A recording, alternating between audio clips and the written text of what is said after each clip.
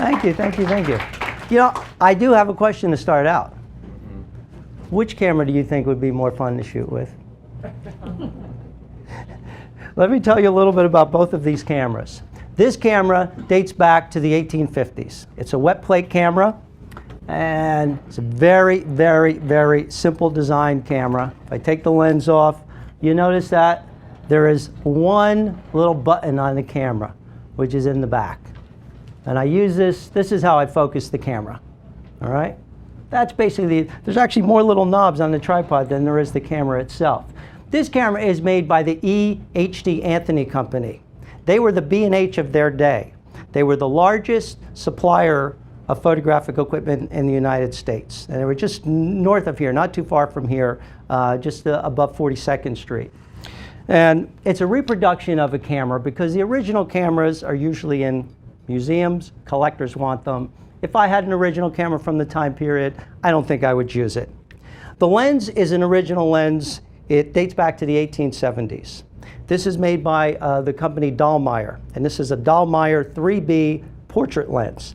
And it's based on what is known as a Petzval design. And Petzval was actually the first lens that was designed for photography. Put this back on here. You can see it's very low tech. Here's your f-stops. You know, usually with these lenses, you would get a set of these with different openings for your f-stops, and they're called Waterhouse stops. Another question, where's the shutter speed? Anyone know? Anyone know? Here you go. You become the shutter speed of the camera. So it's a very, very simple design camera, which is what I love about it. Now we're going to fast forward about 160 years. All right, this is the Canon 5D Mark III, which came out last year. Interesting, I started to study this camera. Now, to start out, on the outside of this camera, there's 25 buttons. 25 buttons. There's 2 dials, but there's 25 buttons. Then, if we go into the menu, I go into the menu here. Let me turn this around. Here we go. If we go into these menus and we start to scroll through here, okay, I counted 100 different folders. So we have 25 buttons and dials. We have 100 folders. Now, each one of those folders that you open, there's a whole nother group of things you have to figure out. I got up to counting 200 different choices before I said, all right, there's enough. There's at least 200. So let's just say on the low end there's 200, plus 100 folders, plus another 25 buttons on the outside. That's 325 different choices just to take a picture. So how do we get from here to here? Here's an interesting thing. Let's go to the halfway point. Let's go back 75 years.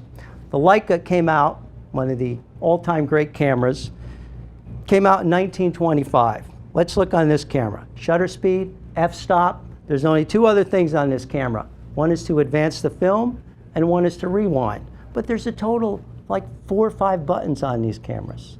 It's amazing. They never changed the design of it. It was so amazing. If you look at some of the classic cameras, the Rolleiflex, the twin lens camera, Avedon used the camera, Irving Penn used the camera, Diane Arbus used it. The exact same thing. It only had 4 or 5 settings on it. The Hasselblad, same thing, classic. It was a workhorse among photographers. 4 or 5 buttons. So I'm really curious, who sat down and said, well, we have to have at least 300 or so different choices just to take a picture. See, something I found that's interesting. Photographers, besides they love taking pictures, they love talking about photography. And I noticed in these past few years, and I can even say the past 10 years, when photographers get together, they're always talking about equipment and software. But now I know why. Because nobody really knows, well, do I shoot on neutral? Do I shoot on faithful? Well, I don't know. In fact, I have my friend Steve who works here. I must call him on a weekly basis. And the reason I actually bought this camera is because I had the 5D Mark II. And they said that this focuses faster, okay? Now, do you have any idea how many different settings to set the focus on here? You can do 61 points, you can do the crosshairs, the ones in the middle. They even have a section where they have diagrams of people running, riding bicycles, doing gymnastics I have to figure out which is the best one. You know, and they say, well, just kind of go through and test it out. And I do test it out. And you know something?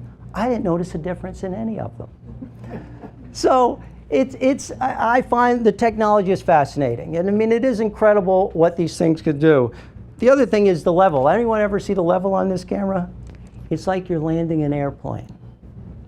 It's really, really fast. I don't even know how to turn it on, but this level shows up. It's kind of like this little space-age little device. You swear you're in a plane.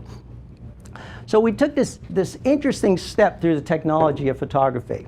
I just want to talk about the second aspect of this, is when you shot with film, you had to process the film, okay? And you had to develop it. So let me just take you through that process, just so that we have it on the table. When you wanted to process film, you had a developer, a stop, a fix, you'd wash it, maybe some photo flow. That's 5 steps. When you wanted to make a print, you had your enlarger, developer, stop, fix, wash. So let's count 10 steps, processing your film and making a print. Now, I don't know how many steps there are, but Photoshop, any even clue how many hundreds and hundreds and hundreds? No. Or Aperture or Lightroom. Infinity. It is absolutely, it's pretty amazing how many choices we have. But it was because of digital photography that I fell into wet plate photography.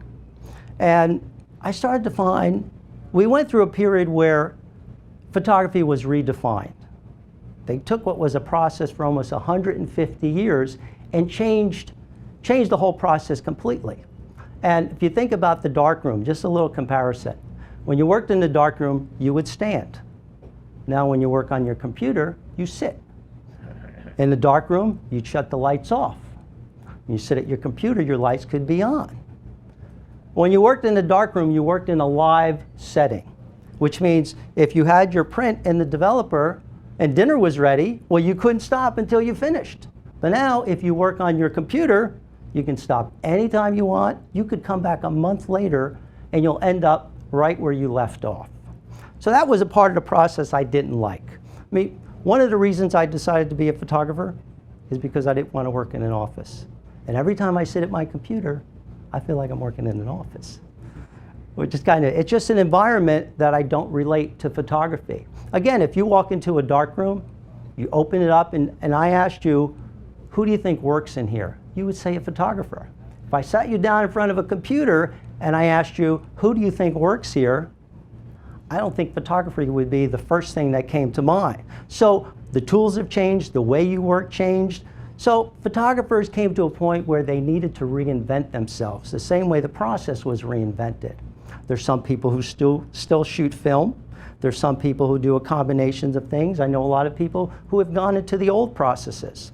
There's things about the digital technology which is really great, and there's things that the computer helps us with. One of the greatest things is that we're able to share our work like we never were before.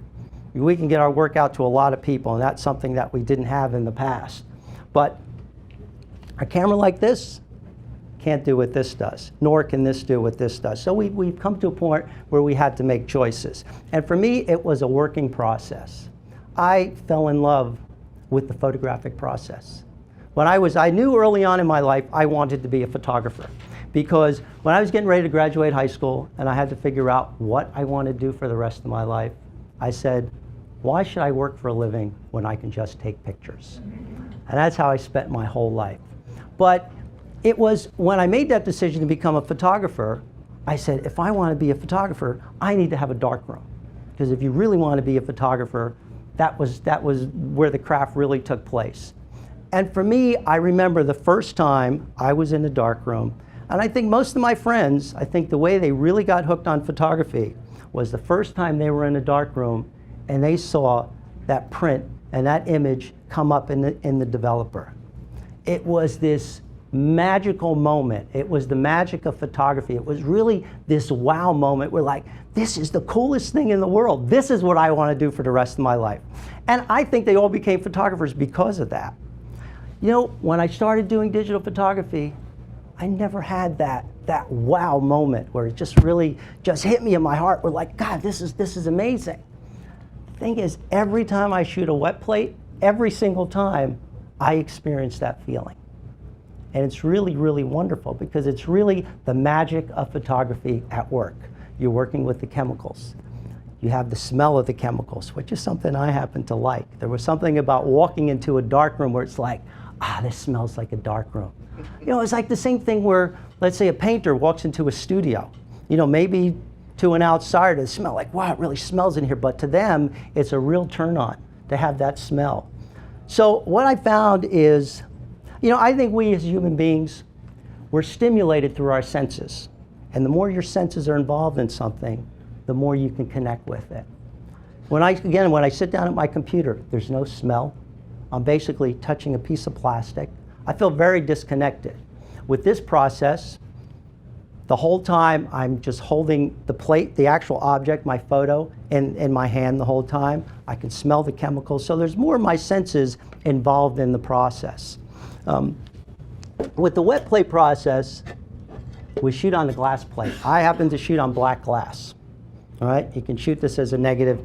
But again, the whole time I'm touching what is going to end up being my photograph. Now, if I go out and I shoot 100 pictures with this camera, and I see there's that one picture that I know this is the one, I can't touch that picture. I actually can't put that picture in my hands. Right? I can have the card, but I can't actually touch that picture. But when I work in this process, there is a complete connection to this object, which, like I said, will eventually become my photograph. And this camera, this thing does 6 frames per second. I don't know who shoots like that. I don't think I've ever shot 2 frames per second in my life, but this does 6 frames per second. This camera, you're lucky if you can get 1 frame in 6 minutes. Okay, each picture from start to finish is about 6 to 10 minutes. So if something doesn't go right, I have another 6 to 10 minutes before I can get to the next picture. So you're incredibly focused on what you're doing. It's like a performance when you do this. And it's a live performance because there is no stopping in between. And it's just the fact that I can take this and I can shoot and I can shoot and I can shoot and I can shoot. It's like, when do I really have time to think about it? Because the process is working so fast. So I like that this is a much slower process. Even in the days of film, you would shoot your film, and until you got your film back, there was always this thought process that went on in my head about, you know, maybe I should have used a reflector, maybe I should have exposed it a little differently. But I always thought about photography because it was that unknown, it was that mystery of what it was going to look like. You don't have that with digital photography. Oh, there it is, it looks good, and you're done. And you don't really think about that picture anymore. But again, in this process, if it's taking 6, 7, 8, 10 minutes to take a picture, your mind is completely focused on this one image for a pretty long period of time. Any questions? None. Okay. The other thing about the wet plate process is that it creates an imagery which cannot be duplicated any other way. You're creating a photograph with the use of liquid. You're pouring liquid on plates and you're putting it into a tank of liquid. And the thing is that there's no way possible that you could pour liquid on a piece of glass the same every time. It's just not physically possible to do. But that's the beauty of it. There's a mystery that takes place through the process that becomes very alluring, that I never know what's going to come out. And as soon as this comes up in the fix in the end, it's that feeling that I felt in the darkroom. And that was my connection to it. Now, I can't say that the technology that has taken place in photography is the worst thing in the world. But again, we've made decisions, and I thought about, well, every photographer, let's face it, every person pretty much is using a computer for one thing or another in their lives. I mean, whether it be a phone, whether it be to go on Facebook, it's just part of our everyday lives. So how do we incorporate the best of both worlds? Now, when I create these glass plates, they're one-of-a-kind objects, and there's no way to duplicate them. So what I do is I end up scanning these plates, and then I can create prints from them. And that's how I use the computer. But I actually create the imagery in the camera and through a darkroom process, and I use a computer to try to duplicate exactly what it is that I'm shooting. I don't use Photoshop much, and my whole goal is to really try to get as close as possible to what's on the glass plate. Although, once you do bring it to paper, it's not quite the same, but I like to see these prints large. It helps me to share them, helps me to get them online, get them out to people. And that's one other thing, is that the computer has also changed, and digital technology has also changed the way we share our photographs with people. Years ago, as a photographer, you're always carrying around a portfolio. It was always about the print.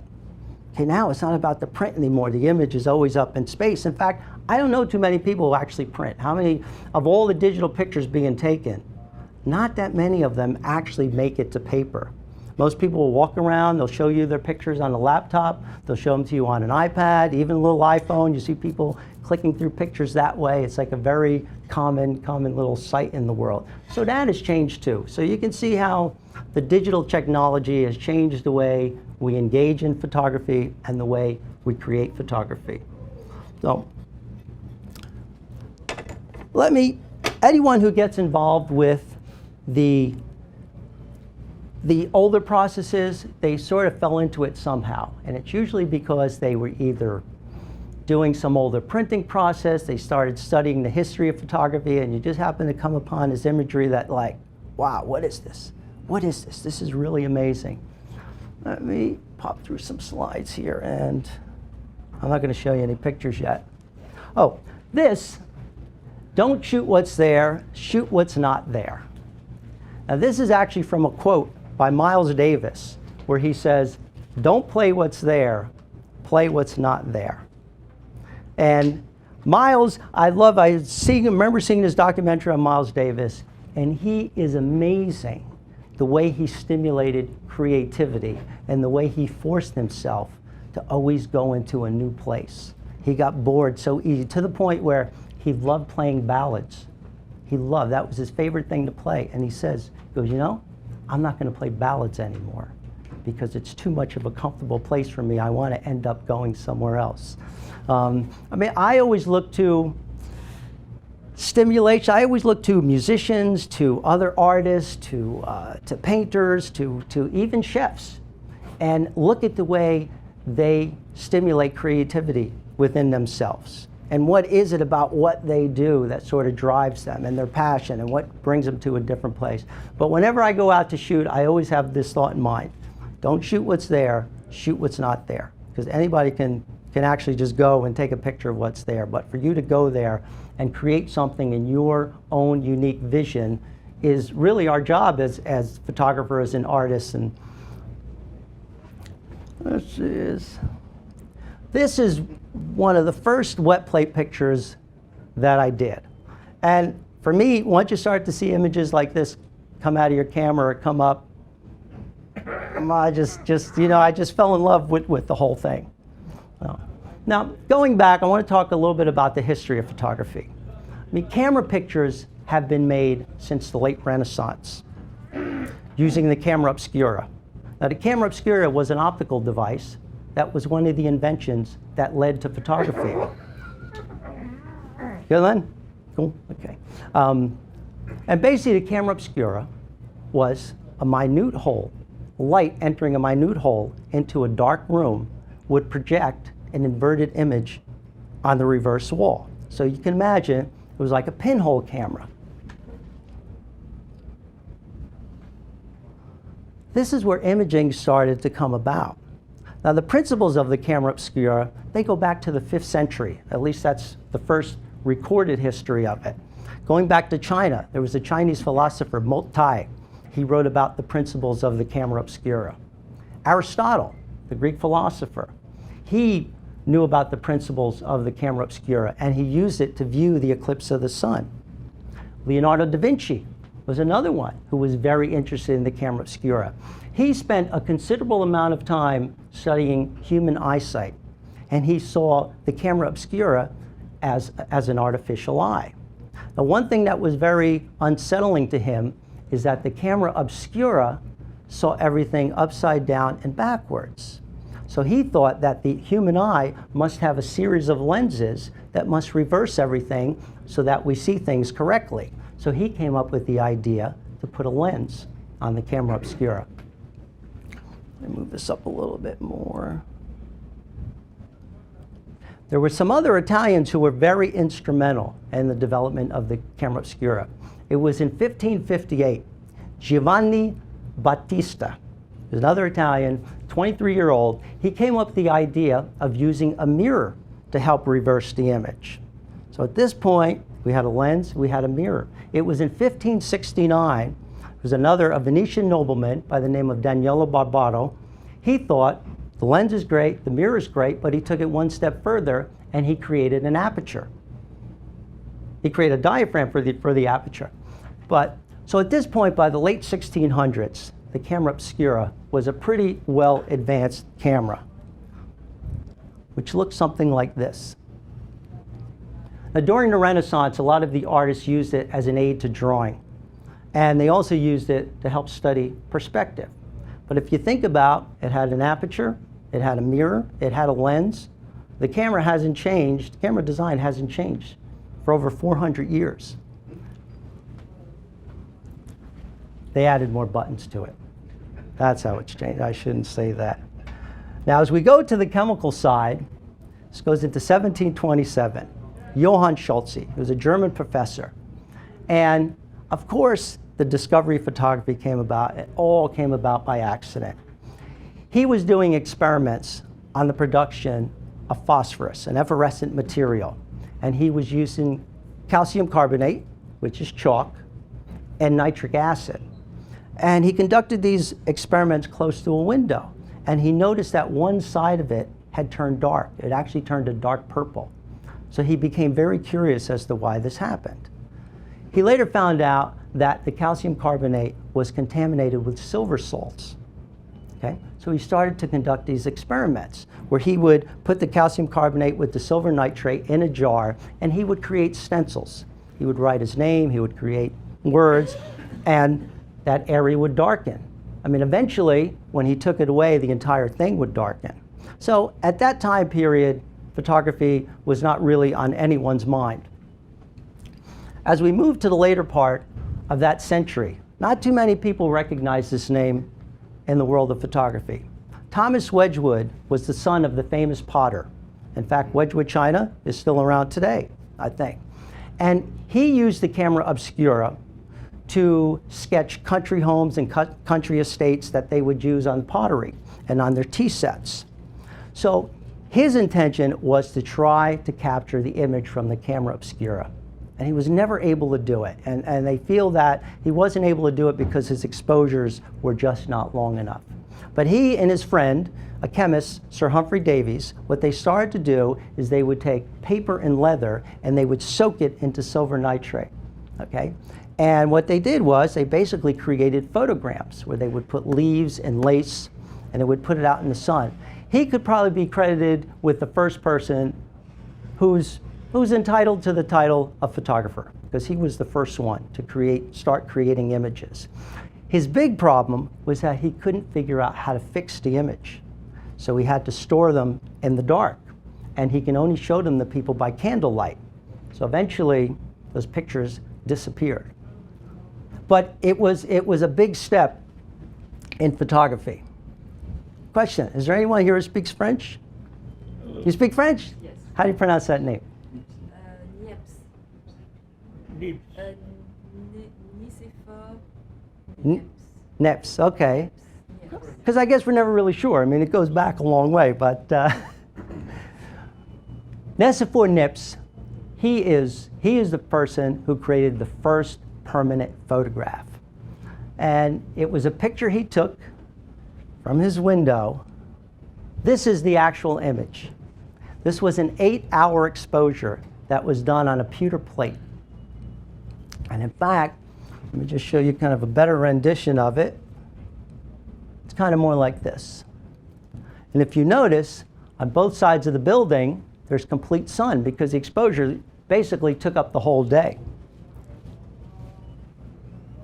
It was funny, early on, it was in 1816. It was like 10 years before this. He had a camera which was 6 inches square, and that was his original camera. And the lens broke on it. So the only other lens he had was the lens of a microscope. So he built another camera. The camera was 1.5 inches in size, and he had this tiny little lens. and he actually created an image from it, which, the way it was described, it was what we would know as a negative. But the problem is he can never figure out how to bring it into a positive form. But he tried different methods, and he ended up coming with this process. The next person who comes into play is Louis Daguerre. Now, Louis Daguerre is actually the person who's credited with the inventor of photography. But there's no one person who invented photography. There was just so many people involved in this whole process. But Louis Daguerre and, how do you say his name?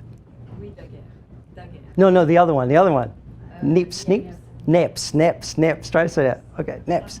Anyway, he and Louis Daguerre, they met because they had the same camera maker, the same lens maker.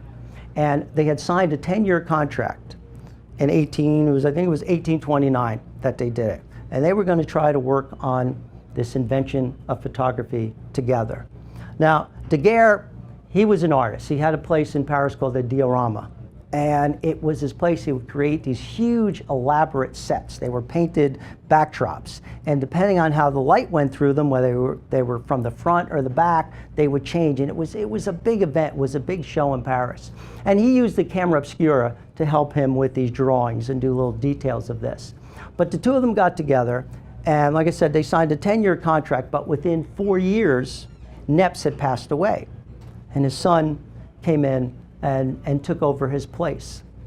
But it was in 1839, it was actually August 19th of 1839, that the daguerreotype process was announced. And that it was what is known as the actual birth date of photography. And the way the daguerreotype process is that they would use silver-coated plates, all right, where they would be cleaned, they would be chemically cleaned and polished. They would fit into a box where there were granules of iodine, and the fumes of the iodine would interact, creating silver iodine. So from that point, it was light sensitive. They would bring it to the camera, they would take the exposure, bring it back into a dark room, they would have another box, and it was put face down, and the developer was heated mercury. They had mercury heated up to 160 and 170 degrees, and that became the developer. It was then fixed in a very strong solution of salt and washed. When I hear about things like this, I always think, well, how did he figure that out? How did they figure out heated mercury would actually develop a plate? And of course, all these things happen by accident. But it turns out he had taken one of his plates and put it into one of his cabinets where he had his chemicals. And he said the following day, wasn't that poisonous? Yeah, it was bad. It was bad. It was bad. So yes. A lot of photographers went mad during that time period. But he saw that there was an image created on this plate. So process of elimination, he started to take out the different chemicals, and then he realized that there was a broken thermometer that was in there. But it was an amazing time when this process, it was introduced in August of 1839, and it was bought by the French government. They bought the patent and they gave Daguerre a stipend. He actually received $8,000 a year for the rest of his life. And the photo process just spread like wildfire, like not just through France, but it arrived in the United States in September. The following month, it arrived here, which was pretty fascinating, pretty quick. But at that time period, portrait studios, not portrait studios, but photographers all around the world. People started to travel to the wonders of the world and document places like in Egypt and Athens. So he was an important person. In fact, this is a photo that was taken by Daguerre, and this was the first photo ever that had a person in it. And if you notice on the bottom there, person shining shoes.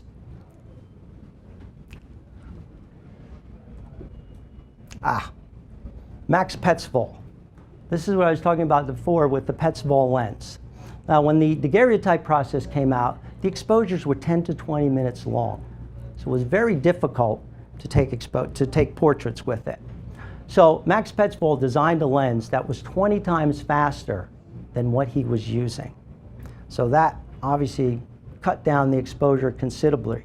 So they also found that with the daguerreotype process, they would coat it with the iodine, but then they re-iodize it again with bromine. So they found that that made it more sensitive.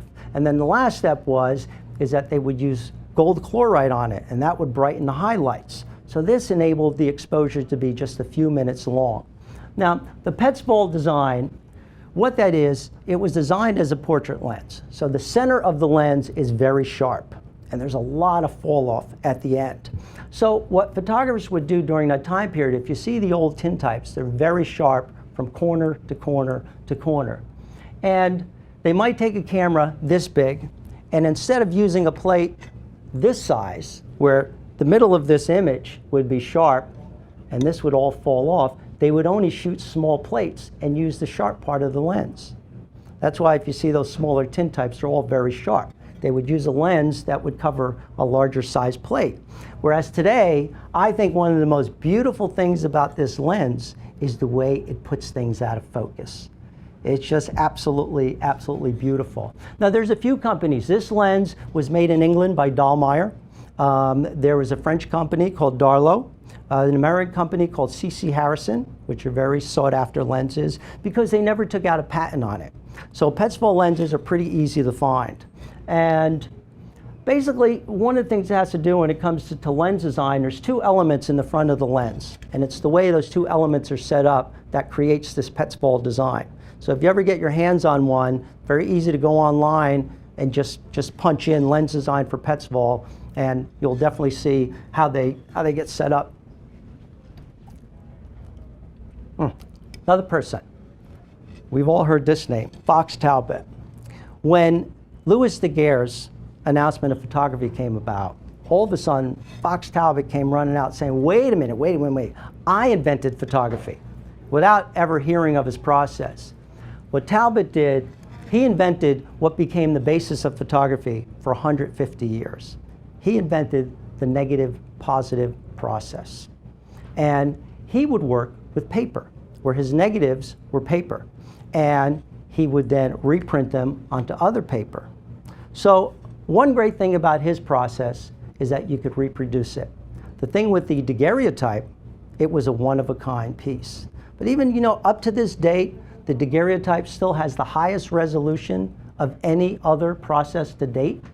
So there was a time where, like I said, Daguerre's process, one-of-a-kind, super sharp, and Talbot's process, you can duplicate, but it always created a soft image because you were printing through the fibers of the paper. Another thing about Talbot, he was very greedy. If you wanted to use his process, you had to buy a permit to do it, and you had to pay for every photo that you took. So not that many people took on the Calotype process. Let me see what I can... This is a Calotype image. This one happens to be, I think, one of the most beautiful that he created. Finally, we're getting to the wet plate era. It was in 1851, Frederick Scott Archer, who was a sculptor, who invented this process. And what he was trying to do was to create a process that was a combination of the daguerreotype and the Calotype. So he wanted to create a process that had the sharpness of the daguerreotype, but could be reproduced. And he started to work with glass, with clear glass. And in the beginning, he would use albumin, which are egg whites. And he would use that as the binder for silver nitrate. And he found that the exposures were too long. So he discovered collodion. Now, collodion is gun cotton dissolved in alcohol and ether. So it's a very highly flammable substance. But years ago, it was used in the medical field. They would put it on wounds to protect wounds. So when it dries, it's like a piece of cellophane. But that is what became the binder of the silver nitrate. Let me see who else I have. I have one other person. There he is right there, Mr. Archer. These are some of the photographers of the days. And anyone who complains about carrying their camera bag around, there's a little kit there. This is Roger Fenton's assistant. I mean, people would go around with these wagons. This one I like a lot. A little portable darkroom.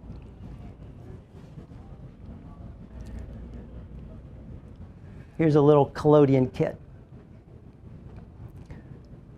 I mean, and during that time period, there weren't that many people who were shooting larger plates. They would all shoot smaller plates, a little bit larger than a business card. The only other photographer I want to talk about is Mathew Brady. Now, Brady was the photographer during the 19th century.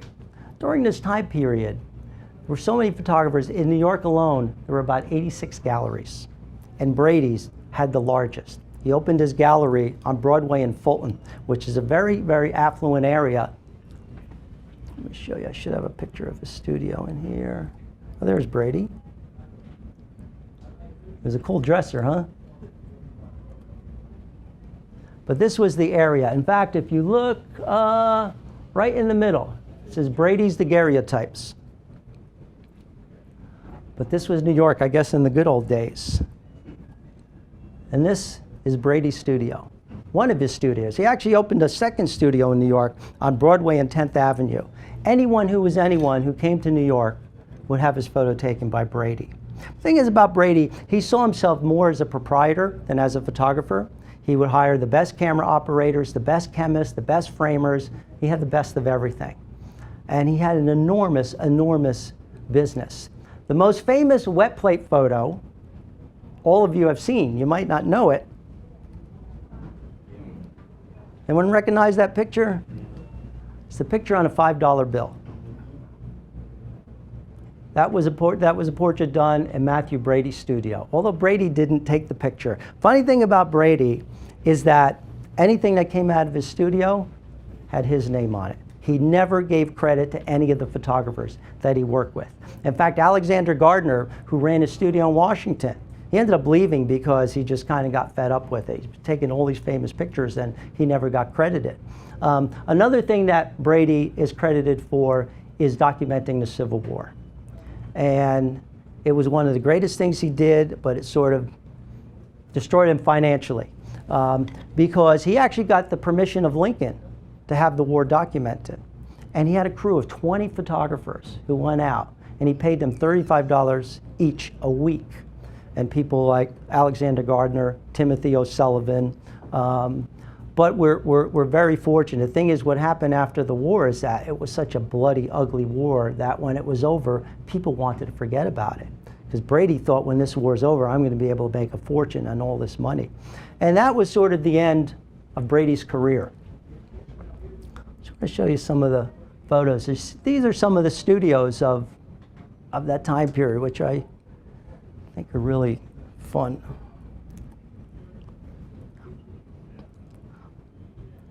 If you notice these stands on the left side, they would put them behind people's necks so that they wouldn't move because of the long exposures. But this is a beautiful, beautiful daylight studio.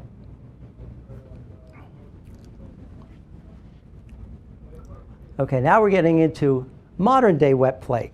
Now I'll start to explain the wet plate process a little bit more. Now, the collodion, imagine collodion as, it's kind of like a maple syrup. It has that type of consistency.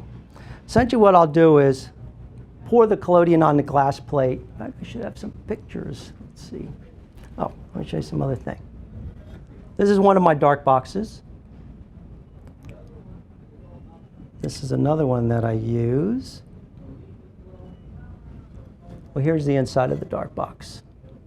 There's a few things going on here. The tank in the back is the silver nitrate tank.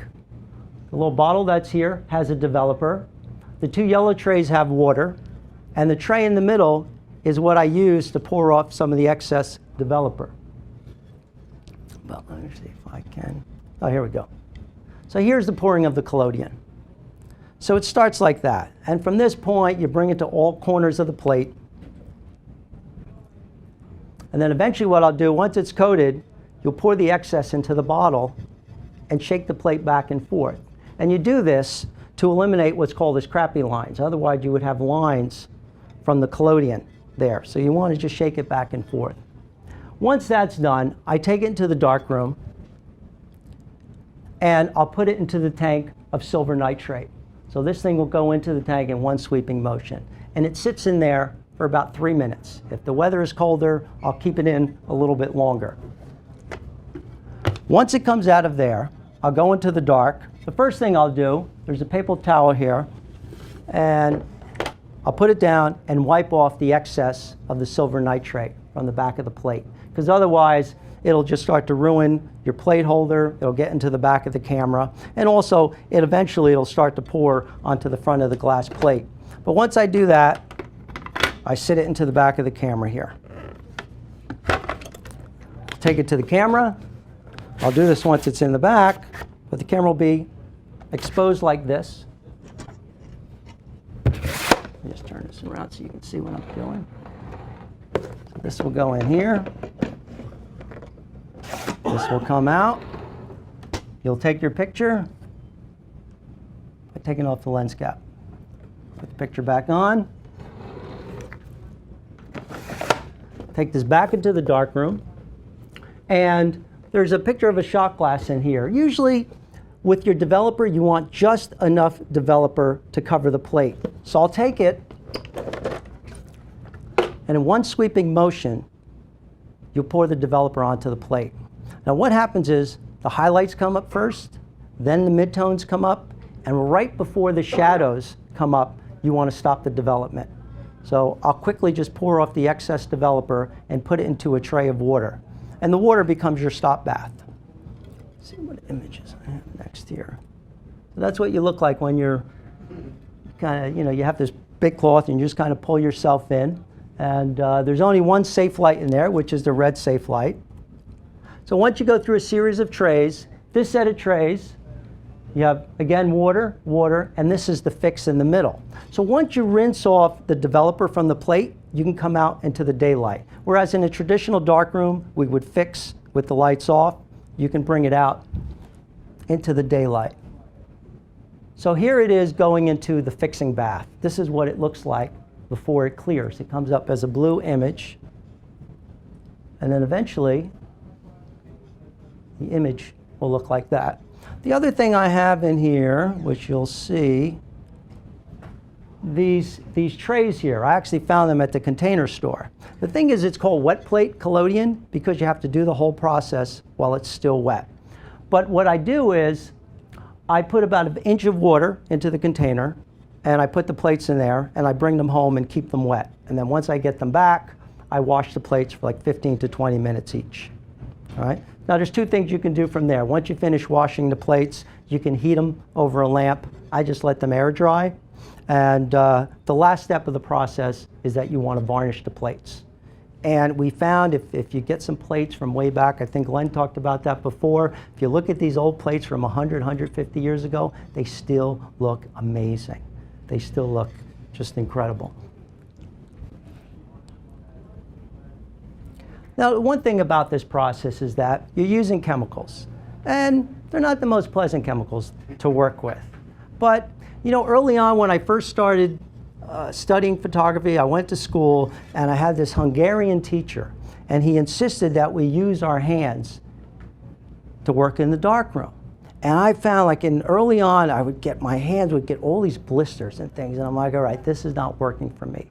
And I'm glad this happened early on because from that point, I just never touch chemicals, period. I wear gloves when I work, I wear goggles. You have to wear goggles, especially with the silver nitrate. You do have to designate some clothes for it because you're going to be getting silver on it. And something about silver nitrate does not become light sensitive unless it comes in contact with something organic, such as your skin or paper. And in the case of the collodion, the halides which are in there, which is iodine and bromide. You probably heard that with film, silver halide, because that is what is going to react to make it light sensitive. But so anyway, you do get it on your clothes. It's never going to come off. If you happen to get it on your skin, you're going to get black marks on your skin. Within a week, it goes away. The thing is, you don't want to get it in your eyes because you can go blind. All right. So again, in our everyday lives, anyone who drives a car, you have gasoline. It's flammable. You're not going to start lighting matches. People have bleach in their house. You're not going to put it in a water glass and set it on your kitchen table. So like everything else, it's just a matter of just respecting the chemicals that you're using. Like I said, the collodion is very flammable, so you're not going to start lighting matches. Whatever chemicals you need. I mean, when I mix chemicals, I wear a mask. So you know, I do want to protect myself. I happen to know some people who will work the process and they don't use any gloves at all, and their fingers get all black, and eventually it goes away. But I prefer to stay away from that. Any questions? Not one?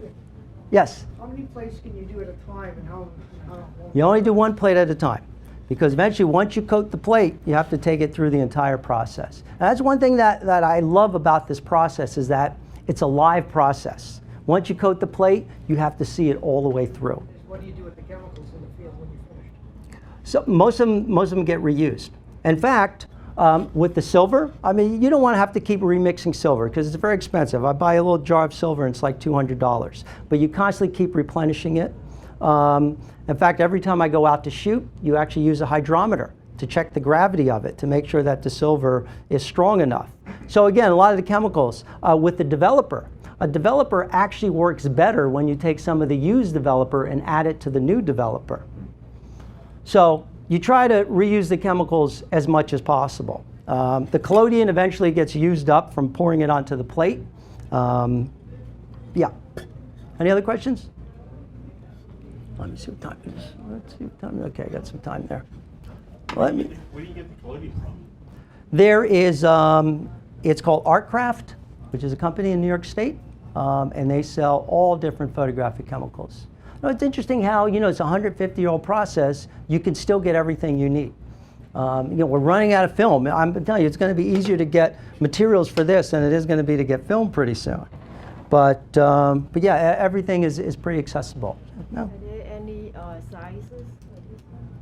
This, you can get your camera to make small quarter plates. A half plate is 4 1/4 by 5 1/2. This happens to be a whole plate, which, what do I do with it? Here it is. This is a whole plate, which I like because you can hold it in your hand like this. So when you're working in a small dark box, if you work with 8 by 10, you need 2 hands to hold it, and it becomes a little bit harder to work. You know, because you just kind of cram, you have this cloth behind you, and you don't have too much room. So the camera would be much smaller. Obviously, you can use a smaller tripod. You build your darkroom to whatever size your plates are. I made it so that to fit this size plate. So if you work smaller, you can get a much smaller little setup. I know some people who can, like, they just have a little kit where they can just, it's like a suitcase. They can pick it up and walk around with it, and they have a small tripod. But I like working with this size. When you meter your exposure, do you... Ah, good question, good question. I'm sorry I didn't talk about that. There's no light meter. There's no light meter. If you had to guess an ISO, it would be 1, okay? And this is a process that's UV light sensitive, which means it's sensitive to the blue end of the spectrum. So, you know, photographers love to go out early morning, late in the day. Doesn't work. The best time to shoot this is midday in the shade. So it's a great question. And essentially, it's guesswork. I mean, let's say the last time that I shot, well, maybe the exposure was 5 seconds. That's going to be my starting point. And you just move from there. So you just go plate to plate to plate. Exactly. Exactly. Well, When you first started doing this, I used to come up there. You were using tin metal plates. that's right. That's right. You can use tin. Because the process goes, it started out as a negative process. This, using the dark glass, is known as an amber type. And then later on came the tin type. And the tin type, it was so cheap to do that so many people were starting to have their photos taken. I mean, photographers would go, they'd go out on beaches and they'd set up on street corners in the cities and they would do little portraits of people. They charged 25 cents, 50 cents. And the wet plate era, which dates from 1851 to the 1880s, was an amazing time for photography, simply because there were so many people that had their photo taken. It was during the Industrial Revolution in the United States, in France, and England. So there was a rising middle class, and people wanted to have portraits of their families and their children taken. And there were probably millions of pictures. It's so easy to go onto eBay and find little tin types now. You can usually buy them in lots of 10s and 20s, and you can get them pretty cheaply. The ones that are really sought after is like anything from the Civil War. You'll notice that people will pay a lot of money, but you can buy portraits of unknown people pretty cheaply. And like I said, they're really beautiful. I love them just to see the way people dressed back then. You'll notice that no one smiles in their pictures. So that's one thing I like to work in that vein where you're not allowed to smile. But you know, if you're working with a 10-second exposure, if you try to hold a smile, it doesn't look right. Just doesn't look right. But any other? Yeah. Did you find a different quality with the tinted glass? No, believe it or not, I like the black glass better. Okay. There's something, the blacks are much richer. Because actually what I would use, an actual tintype, they would get pieces of metal and they would get like an asphalt, almost like a tar that they would paint the metal with. Then you'd have to bake it in an oven. So that's how they actually do it. So a shortcut to that is to use trophy aluminum. Black trophy aluminum that you see engraved on the trophies. You can buy that in sheets and you just peel it off and you can use that. For some reason, I ran into more problems using that, and then when I went to glass, just like little things started to go away. So I just kind of stuck with it. There's so many variables in working with this process that I try to, like I said, on the camera, I don't move the f-stop. I keep the lens moved in. So every given day, I can have the same scenario as yesterday, and something could happen. You know? But what's so beautiful, I love the mystery of it. I love the surprise. I know it's never going to be the same. I never know what it's going to look like. One of the greatest things is that when you photograph people, they get to experience all this with you. I mean, it's really great. When I pull this camera out and I pull my dark box out, people get so excited. They're gathering around. If people are around, everybody wants to come and see. You know, people are like, oh, can I call my wife? I want her to see this. Of course, of course. You know, and people get very excited whenever I say, you know, can I take one more picture? Oh, yeah. Just do what you have to do. They're so excited to participate. I know when I go out and I take my digital camera, people go, what is that, a Canon? Oh, I use Nikon. Yeah, they're all good. They're all fine. And then you get a dialogue into that. But people really, really get into the whole process. And it's really fun because they get to see their picture come up. And it's a great experience. It's just a great experience. I'm going to show you pictures from a project I've been working on for the last 2 years. I live in Warwick, New York, in the Hudson Valley. And, you know, they always say, find a project in your backyard. So the Hudson Valley is probably one of the greatest agricultural regions in the country. You can't drive around without seeing a farm stand or a farm. And I'd go to the farmers markets on the weekends, and I just was always like gravitating to the organic farmers, and I'd always go talk to them, and they were so interesting looking. They just had these great faces. They're out all day, and they have these weathered looks in the way they dress. So the word organic just kept popping up. And here's another word that has been redefined. All right, this was a word, when you think of the word organic and you think of food, you think that this is good, clean food, no chemicals. Well, in 2002, when the USDA took over the organic program, things changed. They basically said, if you're a farmer, if you want to use the word organic, you have to pay, and you have to keep track of everything that comes on your farm, goes into the ground, comes off your farm, and goes out. Right? So they had to keep track of everything. Now, mind you, if you are a conventional farmer, which means that you're using pesticides and herbicides and chemicals, you don't have to keep track of anything. You don't have to pay the government anything. You'll get tax breaks. Okay? What else? Leniency with rules. So it's kind of really interesting. So there's so many farmers that I met, people have been farming for 30 years who said, wait a minute, I don't want to be part of this because their organic regulations are not really organic. Because they have a booklet of chemicals that you're allowed to use. So it's a funny thing about the word. Now, anything that's naturally occurring in the earth is considered organic. All right? So petroleum is naturally occurring in the earth. So if they make petroleum-based fertilizer, they can say it's organic. So just because it's organic doesn't mean that we want to put it in our body.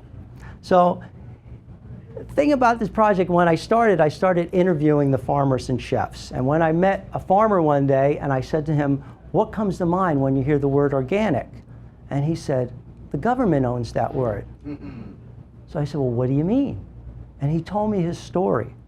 And I left that day and I said, you know, there is a much bigger story to be told here. So it put me on this quest, and I logged in probably now over 15,000 miles just driving in the Hudson Valley. I photographed over 120 people. It's been not just from the photographic standpoint, but the information that I gained along the way. It's a great thing. I encourage everybody to think about photography is that if you have any other things that you're interested in, whether it be cars, food, dance, you name it, you can photograph it. But I encourage everyone to pick a topic and spend a year just photographing that one topic. And I guarantee you when that year is up, you won't stop. And to take it one step further, whatever it is that you're photographing, start to interview people and start to talk to people. Because obviously if you're interested in something, you know a little bit about it. But I assure you, if you photograph 10, 20, 30, 40, 50 people, and you talk to them and you interview them and you put their words on paper, you're going to realize, you're going to learn a lot about something that started out that I had no idea. And that's what happened with this. Because my whole life I've been an advocate of eating well, and I just found out something that now this is information that I'd like to get out to the general public. Because as adults, it's interesting how little we know about our food system. So why is that? Because it's designed that way. They don't want us to know. They don't want us to know how our food is being raised and how these animals are being raised. So they've done a really good job. So that became a driving force for me. This is one of the chefs up at the Culinary Institute. And when I went to photograph him, he wouldn't take off his glasses. And then after remember seeing the pictures, I'm like, I'm glad he kept the glasses on.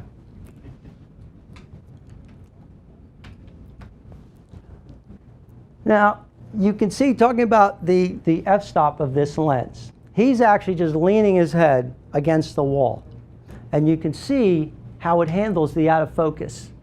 It just puts stuff completely out of focus. Some of these marks on this side are created from the developer, because this process works really well at like 68 to 78 degrees.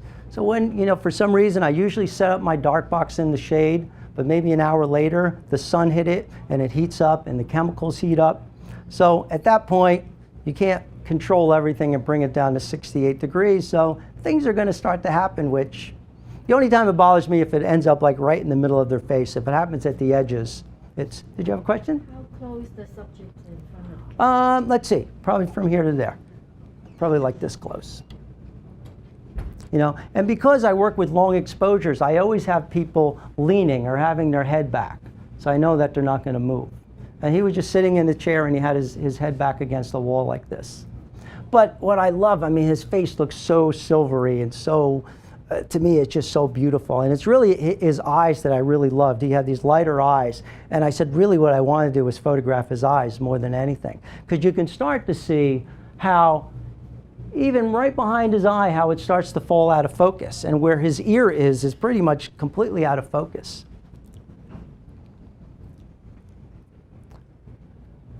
This exposure is 30 seconds long. This is a monk, a Benedictine monk at a monastery, who actually makes these organic vinegars the way they did in medieval times in Europe. Not too many people could stay still for that long. I think he connected with God and he just wasn't moving.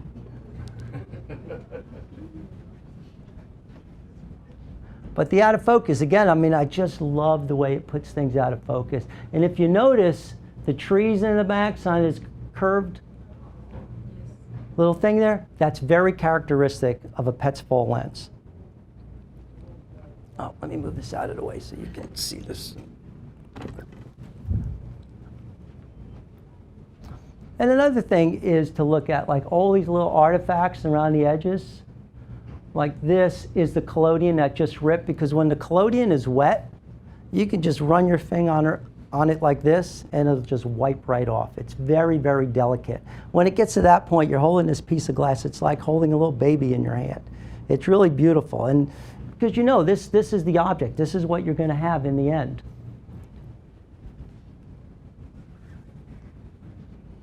This woman too, the wall is like right behind her head. It almost looks like a painted backdrop. Looks like she's wearing a hat. Yeah, she is wearing a hat. crushing her hat? In the back, she was crushing her hat. And it's funny because you can't even see it. Oh, actually, you know what I did? I know what I did with this picture. I have this little pad that actually came out of a camera case, and I use it for people to put on the back of their heads, because sometimes if you're leaning against the wall, your head goes back a little bit too much. So the pad's about this far out. So help bring your head off the wall a little bit. Now, this picture, I took this picture the day before I photographed the monk. And this was a 15-second exposure. So the next day when I went to photograph the monk, I shot at 15 seconds. And the picture was almost black. And you can barely see an image. So I'm like, okay, something must have happened. So I went to shoot another one. And I'm like, there's like barely an image here. And I'm going, Brother Victor, I have to take another one. He kept going, no, I like it, I like it. I'm like, I barely see you in there. He's like convinced he likes it. I said, please, please, please, let me take another one. This is the only time I ever did this. I took this out. Okay, I took the f-stop out. I shot another one at like 20 seconds, and it was still really dark. I begged him to take one more. And anyway, it was a 30-second exposure. But again, it shows you from one day to the next. Things seemed the same to me that day, and but it has a life of its own. But that's what I love about it.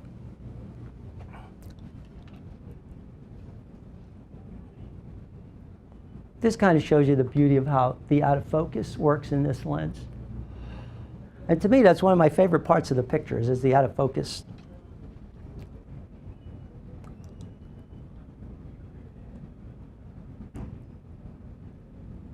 This one too, she's just leaning up against the wall. There's something about this process, it really loves the eyes. It just loves people's eyes. There's just something about them. Because when you actually see the plates, the eyes are just piercing out at you.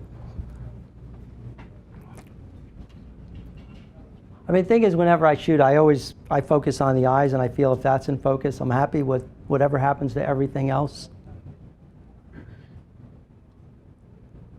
Now this, I was lucky to get this picture because normally I photograph in the shade, and I remember I spent a day photographing him, and I got some pictures and they were okay, but he said, oh, by the way, I have another barn down here and we keep all the rams down here. So I go down there and you have these cool rams with these great horns, and I'm like, wait a minute, this is where I have to come and take the picture.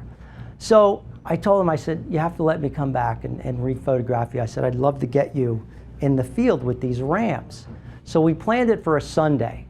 And I was just like, I hope it's overcast this day. I hope it's overcast. It was an overcast day.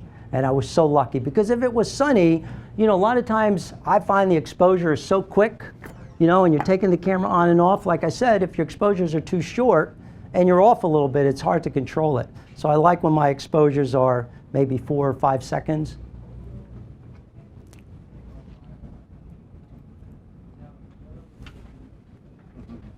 It's always a challenge with animals, but this exposure, I remember this was like an 8-second exposure, and I think the dog stayed pretty still.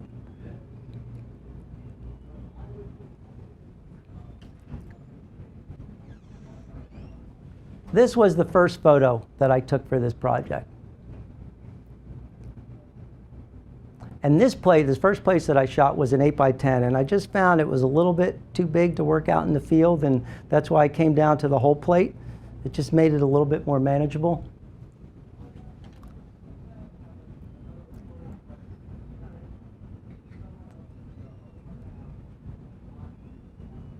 See, it's hard. I don't think modern lenses can produce a background like this. You know, I have the 85 1.2. Although it handles the backgrounds really beautifully, I still don't think it gives this type of quality. Another thing about the Petzval lenses, they're not coated, so there's nothing on them to sort of enhance any image, and I think that has something to do with it.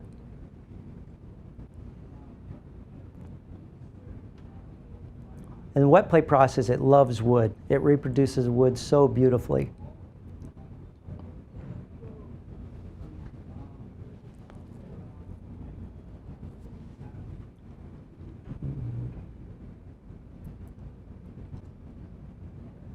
I mean, look at his eyes. His eyes are just really, because he had light eyes.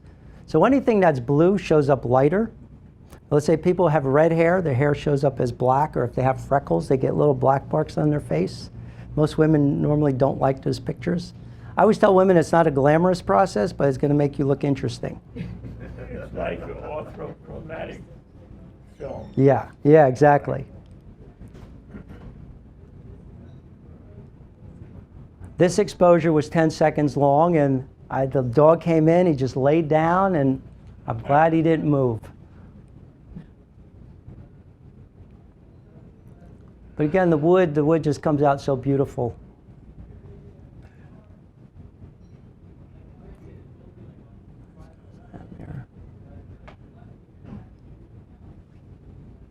The tonality that this process creates is just so beautiful. You were copying it from the plate itself, not Yeah, these are scanned. I scan these. Oh, okay.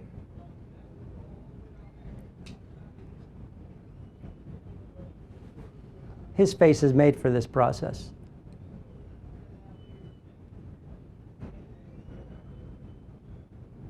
Again, she had lighter eyes, and the eyes are just so powerful.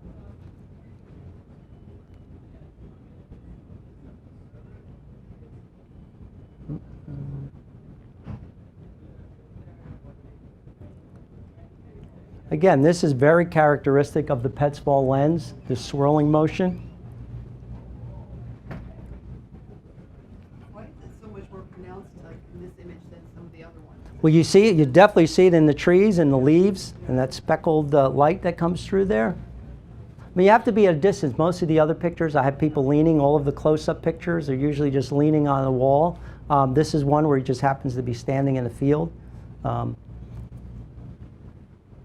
And in fact, there's a little tractor in the back that you can only see a little piece of it.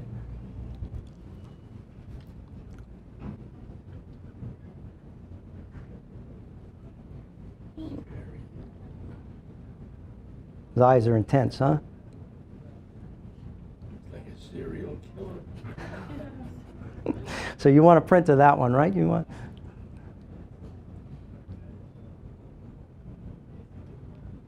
What do you print? What do you print on? I print on Hahnemühle paper. I started using the deckled edge paper, the museum etching, which I really like. This was the farmer who, when I asked him what comes to mind when you hear the word organic, and he said the government owns that word. And it changed the scope of the project, and it put me on a different mission.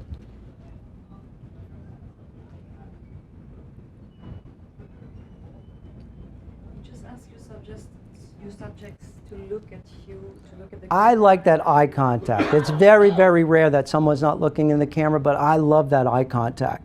You know, especially the way I see it is I produced this work for a book, and it's going to have text on the page. And the way I did the text where I interview the person, and I videotape it, and I transcribe it. And once it's transcribed, it's all in their words. So it's kind of like I want that person looking directly at you, and you can read his words, and I like that eye contact people have. Because like I said, I think the way it reproduces the eyes is so beautiful and so powerful.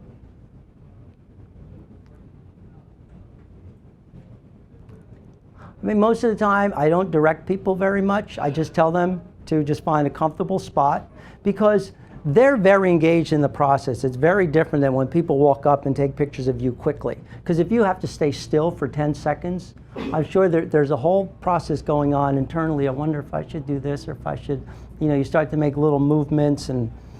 But there's something going on within the person I'm photographing. In a way, I feel like they're self-portraits almost. So I'd rather people just kind of be comfortable, sort of create their own body language. I'll tell her, you know, like I said, just lean up against that wall. And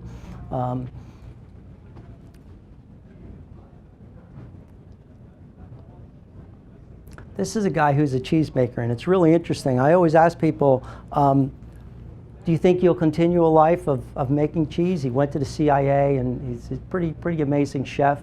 And he said, he goes, you know what you do? He goes, I kind of like that. He goes, I might want to do that. But he was talking about cheese making, which was really interesting.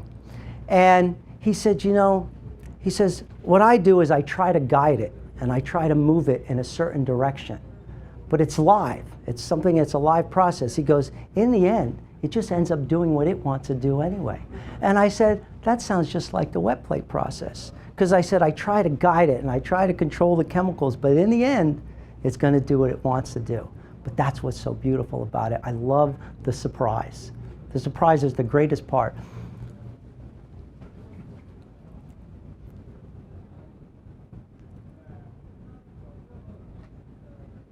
Well, what is the background on that? He has a place called Bread Alone. You know that company? They're all over the city. They're in the green markets, and he makes good bread, all organic breads. And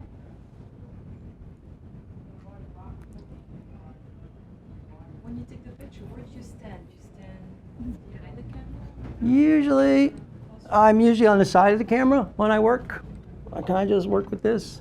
And in fact, like at the time I take this off, I don't look at the person. I don't know why, because I almost feel like it's distracting. You know, so I just kind of, you know, once I just give like one last look, but when I actually take the picture, because I want people to stay really focused right into the lens.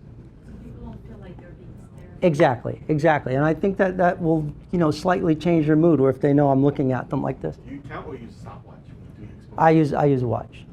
Yeah, I think it's more accurate. I used to try to count, but when I timed it, I realized it was different. So I have, like, you know, if you go into a store that has kitchen supplies, that's the only time I have a timer. I have a timer in the dark box to time the silver bath, and I just use a timer for the lens. It's more accurate this way. How do you focus on the exact point? The only And focus. what's the depth of field? The depth of field is pretty narrow. I mean, my only focusing I use is just from the back. And you just look at the plate? Exactly. I have a magnifier on here, and then once I focus it, I make sure that they don't move. You know, all I keep saying is don't move, just stay right there, look straight into the lens. You know, and I go through the process, because all of a sudden, maybe we might be working somewhere and a car will go by, and all of a sudden they'll go like, "Oh, you just moved." So then you have to start and you have to refocus again. So I probably say that more than anything. Don't move, just stay right there, right there. I'll be, you know. And People get distracted very easily. Let me ask your you, depth of field Hold to on. be? I'm sorry? What do you assume your depth of field to be? I mean, is it 3 inches, a foot? I don't know in inches. You know, I can't answer that question. Like, technically, I don't know. Jody, right? Jody? Dennis. Okay, I thought you were someone else. But I was going to say you might know. I thought you were a wet plate photographer. I knew. But It's hard to tell. it's hard to tell. Okay. But, you know, I don't know in inches. I know the f-stop on the lens is like 3 point something. But it's narrow. Like I said, I never take that f-stop out, because, you know, my depth of field is like you only have maybe an inch that's in focus. No. I'm sorry, you had a question, Len? when the subject moves and it ruins the plate, can you wipe the plate off and start Yes, yes, you can. In fact, that's what I do. When the plate's dry, you can actually put them back in water, and the emulsion will lift right off the glass, and I can reuse some of the plates. Or if I know it's horrible when it's still wet, you can just like wipe it right off. So you can't do it with the tin, but you can do it with the glass. This guy's a beekeeper, and he says to me, he said, before you leave, I want to take you into one of the hives and show you the queen. I mean, the whole time I was there, going crazy, right? So anyway, we go there, and he lets you wear a hat. And then that's it? Yeah, that's it. He says, because if they go into your hair, they'll just like naturally go down, they'll sting you. So I had this little hat on. So he goes in there, and these boxes that sit in the back, they're like little slats, and he lifts them up. And there's like thousands of bees on both sides. I mean, there's so many bees, and all of a sudden he goes, here, hold this. I'm holding this thing up, and I'm like, my friends could only see me now. Somebody should take a picture of it. Well, my assistant Sarah was there. We didn't have a camera. See, this one is really great. What happened, I mean, all this stuff on this side was created from the developer heating up. And there's no way you can do that on your own. It just has to happen. That's like a little gift when you're taking pictures. Here, I'll give you something to kind of throw you a bone. And I love that part of the picture. And this is like a very typical downtown Main Street in a suburban town that visually just kind of looks really boring. And it just completely eliminated the background, and the developer just did its thing.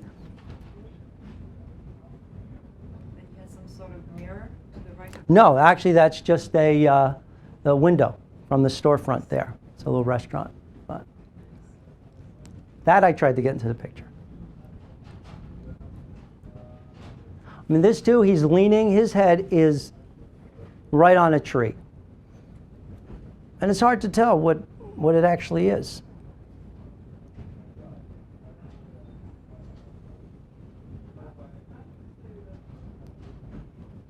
What else do I have here? How many plates are you gonna have in the final book? Do you know yet? I hope to have at least 100. That was my goal, is to get 100. You know, think about that when you work with these plates, you always get, your signature is always on there. These are all fingerprints from holding the plates, and so you don't have to sign them when you're done. It'll have your thumbprint on all of them. And I love those little artifacts, and I just like embrace all little things that happen. It's just part of the process. If your goal is to always produce the most perfect, spectacular plate, can you do it? You can, but I like them a little messy.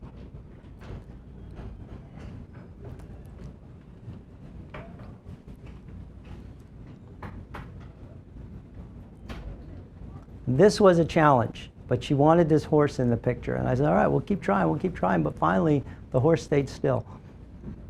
What's finally? How many plates? Like I said, normally I shoot on average 4 to 6. It's about, and like I said, that takes about an hour to an hour and a half of shooting. I mean, I like to work slow, and if they're willing to give me the time, which, like I said, once they see a few plates, they're more than happy to keep doing it, unless they really need to be somewhere. You know, if somebody needs to pick up their kids, then they have to leave, but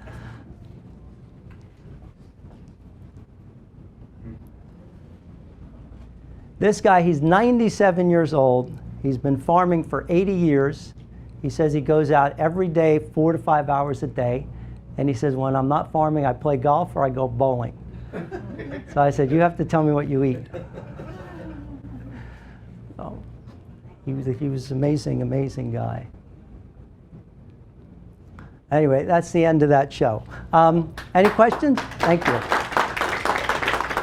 Whether you're a hobbyist or a professional, B&H has the answers to your questions. Experience a world of technology at our New York City Superstore. Connect with us online or give us a call. Our staff of experts is happy to help.